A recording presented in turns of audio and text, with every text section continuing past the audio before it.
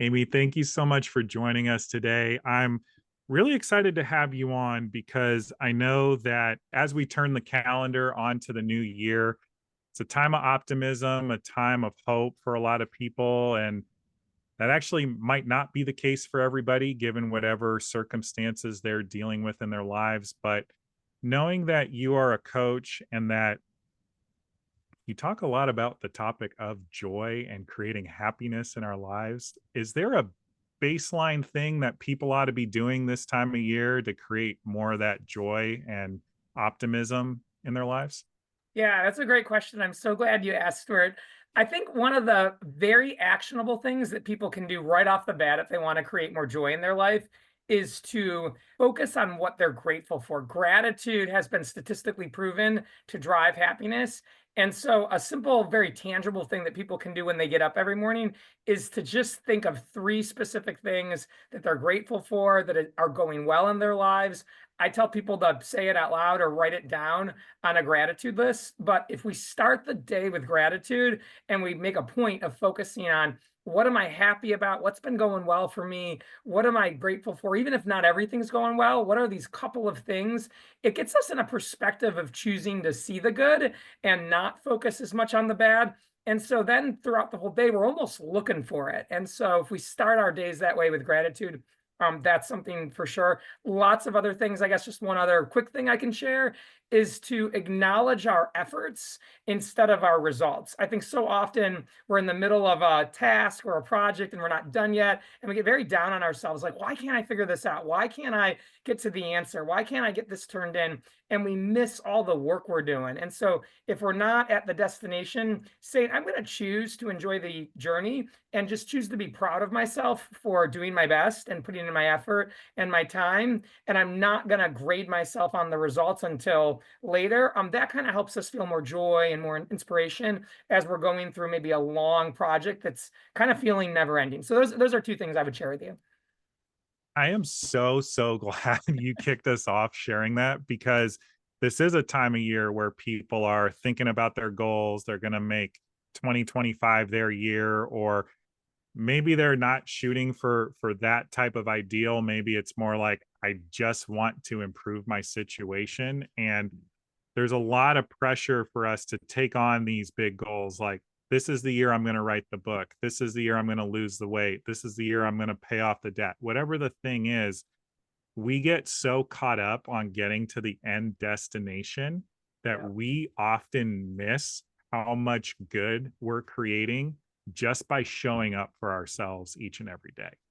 Yep, absolutely. Couldn't agree more. And I do think figuring out if you're in the middle of a big project like that, like the weight or the book, just saying like, what one or two things do I want to do next, or can I do now? And then how can I choose to feel really good about them really helps us with that. But yeah, you're absolutely right. This is exactly the time of year where this matters a lot that we're thinking this way. Yeah, and not to belabor the point, but we build self-confidence by keeping our commitments to ourselves, but it really only is if we allow ourselves to acknowledge the fact that we're taking the action, we're getting outside of our comfort zone, we're maybe doing the thing or things, plural, that make us uncomfortable that we wouldn't normally do, because at the end of the day, that is actually how we create what we want. I'm curious for you. I'm also excited to have you on selfishly because you're a runner like me. I love running because I feel like it's a way for me to practice everything we're discussing already. I was wondering if you could share a bit more about your personal running journey and how it Yeah. has helped you develop this mindset work Yeah, you've done. my running journey started about 10 years ago. I could not run a mile. I really couldn't make it to the end of the block without gasping for air and having to walk. And just decided up until that point, I can't become a runner because I haven't been one yet. And at that time, I was going through a breakup. I had gotten a therapist. I had started working with a mentor in my company, and I was getting a lot of new books to read. And I was dabbling with this concept of a few things. First, we can do hard things And if it's Mhm. a struggle or a challenge, that's okay. Pain is inevitable, but suffering is a choice. And then this other concept of we can view mistakes and our failures and uncomfortable moments as learning opportunities. We don't have to see that as a bad thing. We can look to those and say, if it's hard for me, if I feel uncomfortable, it's probably a sign that I'm getting stretched or I'm evolving or I'm in a state of transition. So I began running because I wanted to test out those concepts. And it started with brisk walking, then it moved into a slow jog, then it moved into, okay, I can sloth my way through my first 5K. I wonder if I could ever do a half marathon. What if I could do a full marathon? And through this journey, I began to prove to myself, oh, wow, we can do hard things. Just because it's hard doesn't mean you can't get through it. And the harder it is, the more meaningful it actually is when you get to that finish line. But it's okay to be uncomfortable. It's okay to be making mistakes. It's okay if every day isn't perfect. You don't need it to be perfect as long as you're making progress. And so I, just like you, I began to fall in love with running because I thought, wow, these concepts are really true of work and my interpersonal Mhm. relationships as well. And running is a great way to practice these things. And so slowly over time, I trained myself into running my first full marathon, tears coming down my face at the finish line, because it was at that moment I realized, wow, we can really change anything we want about ourselves if we just put in the consistent work day after day and we show up no matter what it feels like or what it looks like in the moment. We can take ourselves from couldn't run a mile to a marathoner. And that was the moment where I realized, wow, I bet I could do anything else I want as well. And so therein at some point wanted to become an author, wanted to become a coach, and used kind of running as, hey, you've proven to yourself you can do hard new things. So why can't it be the same with that? So yeah, that's why I fell in love with running, and that's what it's kind of taught me throughout that journey. Yeah, and folks, we're not saying go out there and be a runner necessarily. This happened to be my journey and Amy's journey, but doesn't have to be yours. But what I hope you are hearing is that it really is possible with the consistency. And the only thing I could possibly add to what you just shared is making sure you're not too attached to what it looks like, especially as you're getting started.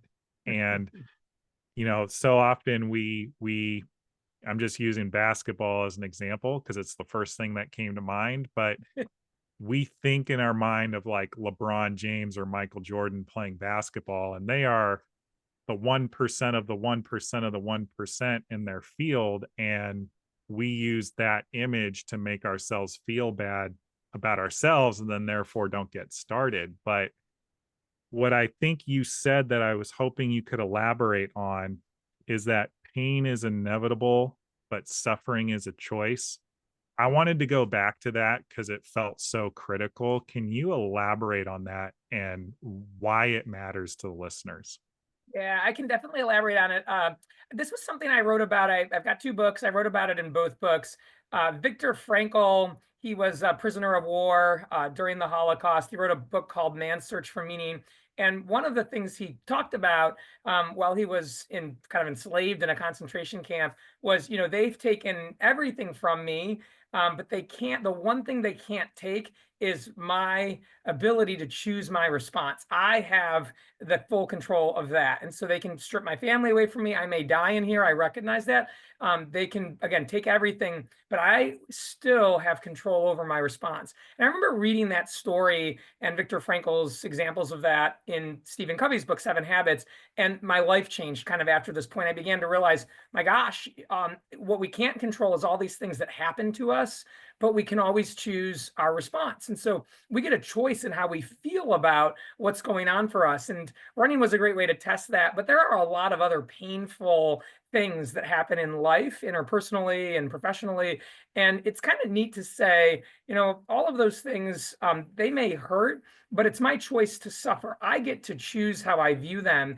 And if I choose to view these things as resilience building, or, hey, this is going to build character, or it's going to make something else I go through later easier, or maybe Mhm. there's some lesson that I need to have experienced here. And someday I'm going to share this story with someone else. Maybe it's a direct report or someone I'm mentoring, and I'll be in a better position to help them because of this.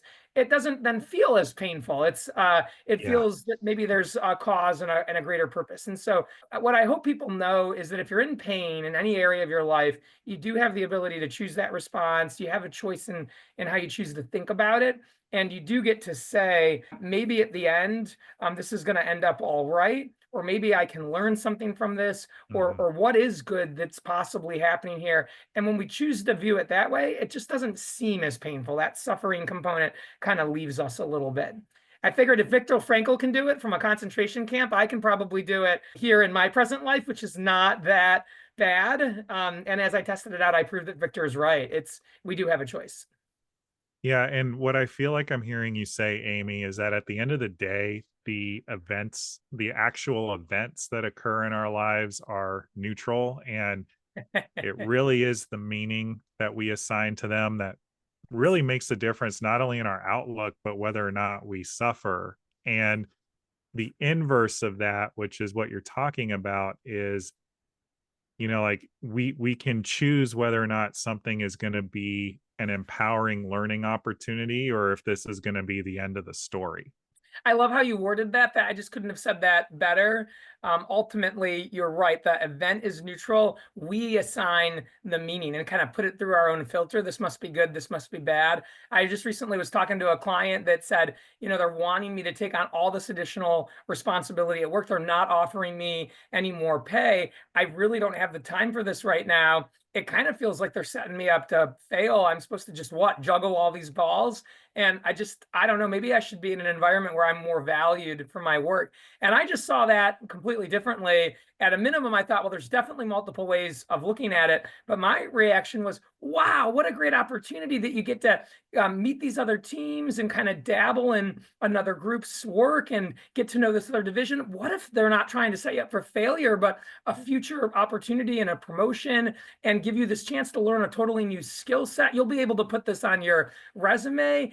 Oh, who might you be able to task to take on some of your current work so you can make time for this, so it doesn't necessarily have to be all about just, hey, it's going to be more time. That'll probably help you with your scheduling and your organizational skills. And so we had that same information coming in, but I was really excited for her, and she was sort of dreading it. And a great example of the event is neutral. You assign the meaning to it. It all comes down to your ways of thinking and your mentality. And so, yeah, we can do that with anything. And typically, if we choose to see things positively or proactively, great things happen for us. Sometimes we'll have those moments where we say, no, this really is kind of inherently bad, and I think I need to walk away from the situation, relationship, friend.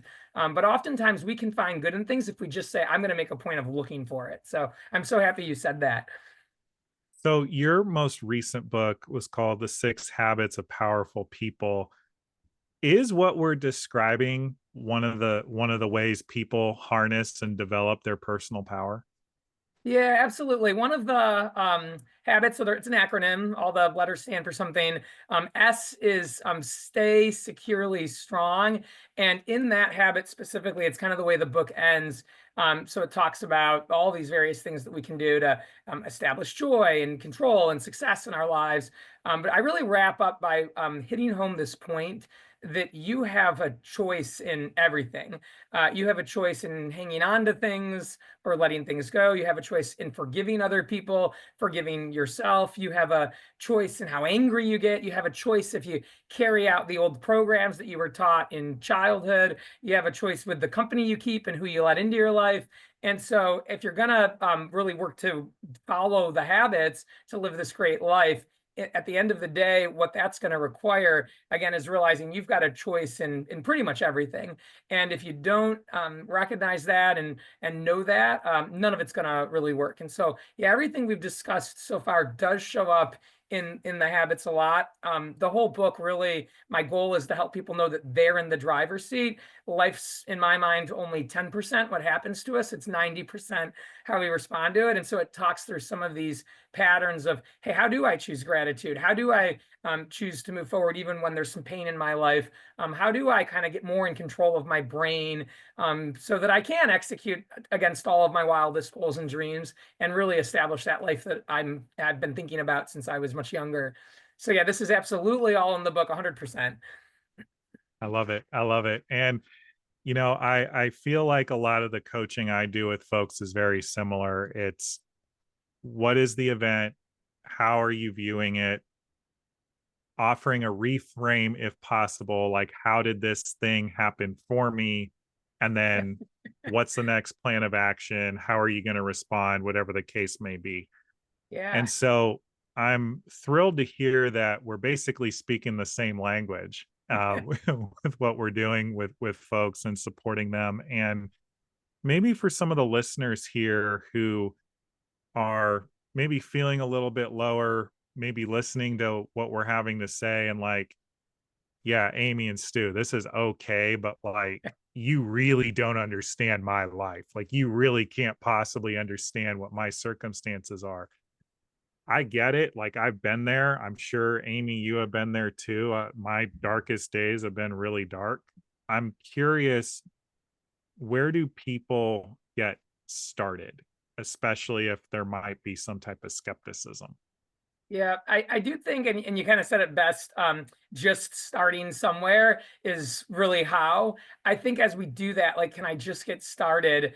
Celebrating small wins is really important. I talked with a friend. She actually recently lost her husband. Well, not that recently, about a year ago at this time of year. Really tough holiday season for her last year. And we sort of were chatting about how back then, as she celebrated small wins, getting out of bed and just getting a shower was a success for her at that time. Yeah. And then a month or two went by, and just getting out of the house and going on a walk, getting some form of very light exercise and trying to eat a little more healthy and nutritiously, actually kind of monitor what was going into her body. She'd been consuming a lot of fast food and just had kind of stopped caring. That became a success. And then at a later point, trying to just get back on some semblance of a calendar where, hey, let me take some work calls and do a few things that were related to her professional development. That was the win. And today, a year later, she's healed and has moved forward and is back full throttle in her business as a coach, and is celebrating much bigger victories. But it all started with saying, I'm just going to figure out wherever I'm at right now. And if I'm feeling so low that just getting out of a bed is a struggle, and taking a shower, that would be a big achievement, I'm going to be okay with that. I'm going to not beat myself up for like, gosh, everything is so tough. Mhm. I'm just going to be proud of myself for what I can do today. I think along with this, and you kind of mentioned it was something else you said, having this picture in your mind of how it was supposed to go is not Yeah. useful. I think like a No. lot of times we're like, this shouldn't be happening right now. How did I get here? And being able to say, well, this is what's happening, and I'm okay with dealing with that. And so whatever idea I had in my mind, I'm not going to keep referring back to that, because again, that's not going to serve me. It's just going to make me feel depression for what was or what isn't. I'm just going to say, here's where I'm at. What can I do with what I've got? And so not saying, hey, the marriage wasn't supposed to end this way. I wasn't supposed to get fired from my job. I wasn't supposed to get that crappy health diagnosis. I know it sounds sort of trivial, but saying like, okay, it is cancer. And so just what can I do today to help me feel good? Is there one or two things that I can do to feel okay, or that I could feel happy about? That's really easier said than done. I recognize that, but it's not impossible. And the people I know that have survived massive things, they all talk about that. Like, it was just one step at a time, a couple of small wins a day. I decided to be okay with where I was. I Mhm. embraced it. I stopped thinking about how it wasn't supposed to go down in the first place. And from that position, I slowly over time worked myself into a position of like, okay, maybe I can find a few more things to be grateful or joyous about. So I know it's easier said than done, but that is, in all the times I've been at my lowest, how I slowly began to crawl out of it. A quick story for you. I remember I was going through like 15 years ago a different breakup, and then the one I had shared with you that helped me start running. And I was making on a little list just one good thing that happened every day. And one day I cried the entire day. I felt just lower than low, super depressed. Nothing positive was going on. And I remember getting home one day and writing at the end of that day that the biggest success of the day is that I had gone to Walmart and I had bought a new bookshelf. I hadn't even put it together yet, but it was like, well, what's one good thing that happened today? I got the bookshelf, which I've needed for a long time. And I saw that moment as like, wow, that was really the best thing that happened that day, is that you went to a store and purchased a $30 little bookshelf that you'd been needing for a couple of months, but that's what it was, and that's what I had. And that was okay. I accepted that for that day. The point you're making, which is something I've said ad nauseum on this podcast, so I'm going to go ahead and say it again because it's always true, never stops being true. Two things, folks. Any step forward is forward progress and therefore Yes. worth celebrating and acknowledging yourself for. And the thing that I've said on today's show, and so have you, and just to really hammer it home and say it point blank, do not compare yourself to others. Do not compare yourself to any type of measuring stick except yourself in who you are today. Like don't even spend time getting caught up on who you used to be, because who you are is the version of you that's looking in the mirror. A great example, before we hit record, Amy and I were talking about running. I've had a Liz Frank issue, which, if you've never heard of that, Liz Frank is not a person. Liz Frank is the name of a foot injury that you can develop as a runner. And it's kept me from running anywhere near the way I would like to. And it could be very easy for me to get into the rabbit hole of, oh man, if I was just like 10 pounds lighter, this wouldn't have happened. Or, oh, I could have ran for days and days and days. I wouldn't have even had this injury when I was 18. Well, that's fine and good and possibly true, but I'm also 34 right now. And the 18-year-old version of me is long gone. And that's okay. I am perfectly worthy as I am today to create the life I want and to tackle my obstacles as I meet them. And I hope anybody listening to this is hearing what Amy's saying and is getting that from this part of the conversation. Related to this, Amy, I think I've beaten around the bush with other guests I've had on with this question, but I'm just going to ask you directly as a coach. Because social media is designed to be just a nonstop comparison engine, getting you to compare yourself to other people, celebrities, strangers, doesn't really matter.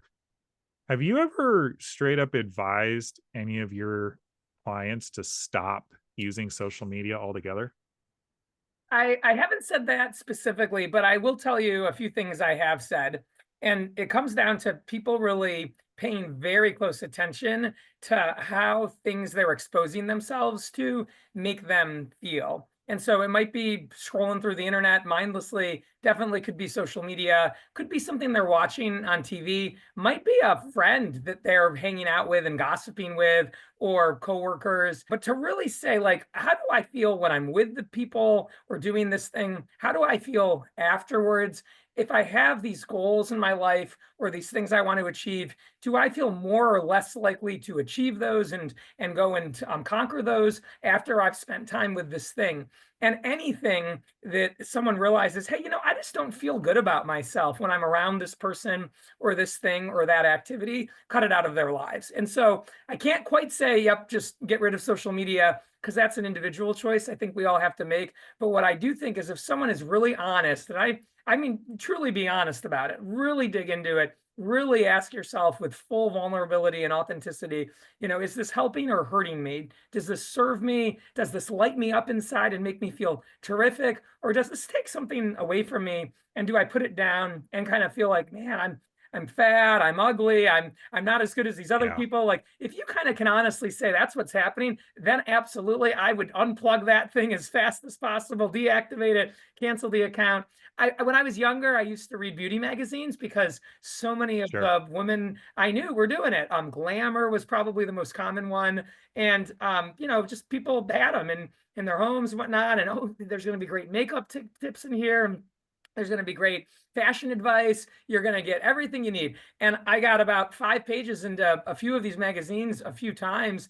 And I immediately felt not pretty. I didn't feel beautiful. I didn't feel capable. I felt like I needed all of these products and services that I hadn't been feeling I was lacking before. And it dawned on me, oh, yeah, these are kind of designed to sort of make you feel less than. And never bought another magazine again. Don't keep them in the home. Don't even look at them when I go to an airport bookstore and walk past the magazine rack, because I just realized, oh gosh, my mental and emotional health is just too important to put it at risk. And so I do think we do see a lot of comparison, and comparison's the thief of joy in my mind Yes. on the internet. And so if that's what you're using it for, that's what it kind of is leading you into, I would very much get rid of it. Now, I'm a huge social media fan because I like spreading these messages that you and I have been talking about. But I've also made this agreement with myself in social media, is that I'm there to create and I'm there to influence. I can consume sometimes, but I only want to consume channels that make me feel Mhm. excited, and people that have, just like you said, similar mindsets to what we're talking about. So it's very, very specific who I'm going to follow, who I'm going to engage with. And anytime I see anyone making kind of a nasty or sort of I don't know what the word is, but derogatory remark, right away I'm either blocking, unfriending, unfollowing, because I just don't want to see that kind of negativity.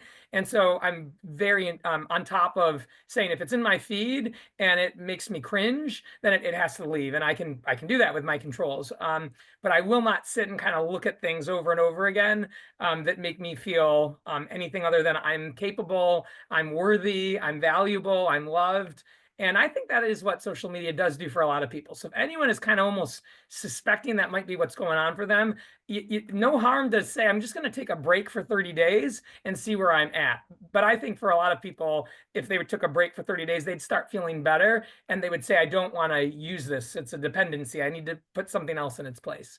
So yeah, that's kind of my thought on that. And I'm really happy you asked, because I think this is a huge issue for us. You have to be very secure and trusting of yourself to say, I can be on social media and it's not negatively affecting me. I think that social media right now is preying on a lot of people that don't have that strong relationship with themselves, especially young people. So really happy you brought it up.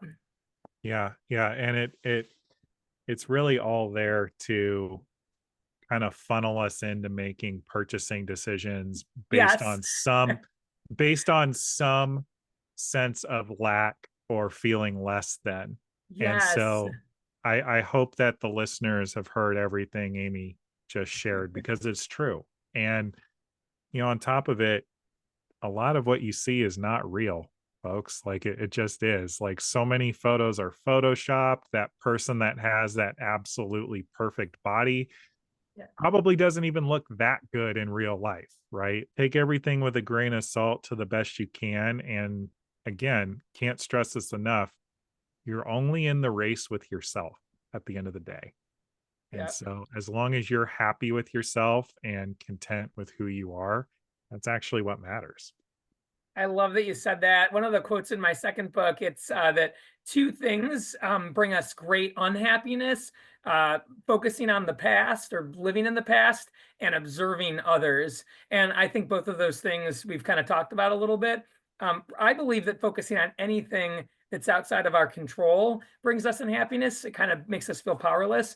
And so observing people's lives that are taking place in other states, other countries, and to your point, may not even be what's portrayed. It could be very different than that. And saying, I'm going to observe that and then choose to feel worse about my own life, that's a lot of power to give away to someone else. Mhm. And I do think that you're absolutely right. A lot of these ads we see, or even people's profiles, are leading us to buy something. Oh, I've got to have that better shampoo, that better makeup. I need these clothes. I need that lifestyle, because if I don't, I'm lacking something. And so it's incredible that social media can influence us to feel that way. It really is why we've got to stay kind of to that habit I talked about earlier, securely strong, and say, no, no, I'm happy with what I've got. I love my life as it is. I'm powerful. I have the ability to create things I want. We've got to tell ourselves those affirmations daily, so that then these things kind of coming in can't mess with us. So I'm just really happy you brought this up, for sure. It is a real thing that we're seeing. Yeah, and I mean, it keeps coming up as a topic of conversation on this show because it's important and it's not going away. Like, Yeah. social media is not going to go away, right? I want to switch gears a little bit. Obviously, you're out there in the world, supporting people in creating the lives of their dreams, helping them get past their limiting beliefs. What's maybe an example of somebody that you've worked with or somebody maybe you've heard about who through doing this work, through choosing to focus on watering their own plant, so to speak, they were able to create the orchid of their dreams? Love it. I have a client in mind as you were saying that exact word because he always says, hey, the grass is green where we water it. And I love that he says that now. He's been with me really the whole time that I've been a coach, started with me 3 years ago. One of the things we did when we first got together was he created a personal vision statement, very similar to a vision board. But I asked him to really imagine what an ideal life would look like 5 years out, 10 years out, in all of the aspects of his life. So professionally, personally, physically, socially. And so he was able to establish, oh, here's really, if I had my way and I could do anything, this is what I'd want things to look like. And then we worked backwards off of that and said, okay, so what would be one or two things you can do this week, this month that would just get you closer to that? Not necessarily help you be that, but just get you closer to becoming that. And what we figured out through our work together was that he had a lot of limiting beliefs. They were very much sabotaging him. They had been put there, many of them, since childhood. A couple of examples, he was very afraid to go into a gym or a fitness center because he had been bullied as a young boy and basically Mm, told and taught to believe that, you're just not athletic. You're not the kind of guy that should be in a gym trying to lift weights and, run top speed. You don't belong here. And so he kind of heard those messages and accepted them. Since then, he's joined Barry's boot camp and he just recently completed his 100th Barry's class. And it sounds high let's intensity, go. like more so than CrossFit. And he was just telling me the other day, I feel so comfortable in there now. I'm at ease. I can do the workouts. I've met these friends in there. So that was really cool. He had a box that I think was treating him sort of abusively. It kind of seemed like an extremely toxic relationship. She really depended on him to carry out all of her projects and assignments, not a lot of recognition, basically telling him, you're really lucky that I've got you on my team because you couldn't go and be somewhere else in the organization. This is kind of like all that you're able to do. He has since gotten out from under her, moved to a different department, become a relationship manager. He works in financial services. And just over the course of the last 3 years, he's increased his pay by more than $70,000. So that's really cool. Let's And go. there's a lot of, yeah, right. There's a lot of really other cool things he's done. He was deathly afraid to ski, and he had friends that kept inviting him on ski trips. And he was like, oh my gosh, I'm not going to be good at it. I'm just going to fall on my face. I'll probably get injured. But he went and tried, ended up loving it. He, not amazing on day one, but that's okay. His big accomplishment the first year was just getting down a couple of the green runs. Went back last year, skied some blue runs. He's going back, just booked his third ski trip coming up this year. And just the way that he talks about himself now, like I bet I could figure that out, or I could probably, if I thought about it, I could find a way to make that work. Got his Series 7 license a couple of months ago. So now he's a fully licensed advisor as well. And he's a person that never finished college because it was just very hard for him.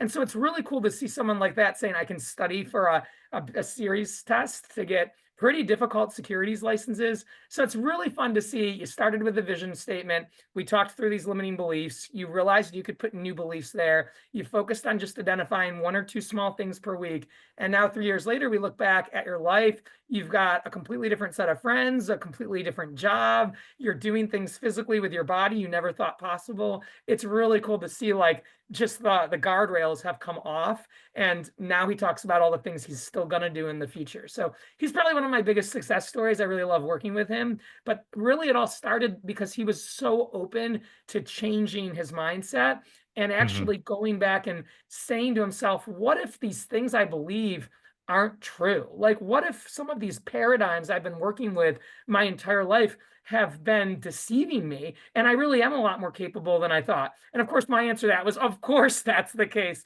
But he had to kind of find it himself.